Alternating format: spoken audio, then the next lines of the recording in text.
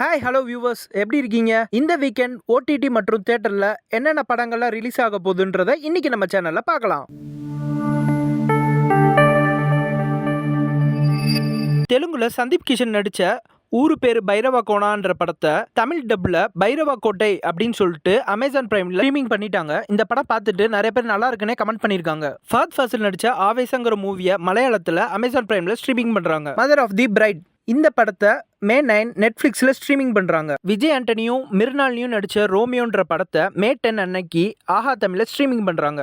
GV Prakash, Ivana, KPY Bala, Bharathi Raja இவங்கெல்லாம் சேர்ந்து நடித்த கல்வன்கிற படத்தை மே 10 அன்னைக்கு டென்ட் கோட்டாவில் ஸ்ட்ரீமிங் பண்ணுறாங்க. தி பாய்ஸுங்கிற படத்தை இந்த வாரம் ஸ்ட்ரீமிங் பண்ண வேண்டியது பட் போஸ்ட்பான் பண்ணி மே 14 அன்னைக்கு நமக்காக ஆஹா தமிழில் ஸ்ட்ரீமிங் பண்ணுறாங்க. இந்த வீக் தியேட்டர் ரிலீஸ்னு பார்த்தீங்கன்னா கவினோட ஸ்டார் டைரக்டர் எலன் ஒருத்தர் டைரக்ட் பண்ணியிருக்காரு இந்த படத்தை. இதுக்கு முன்னாடி பியார் பிரேமா காதல் அப்படிங்கிற படத்தை டைரக்ட் பண்ணவர் தான் இவர். மாஸ்டர், கைதி போன்ற படத்தில் நெகட்டிவ் ஷேடா நடிச்ச அர்ஜுன் தாஸும் தன்யா ரவிச்சந்திரனும் நடிச்ச படம் தான் ரசாவதி.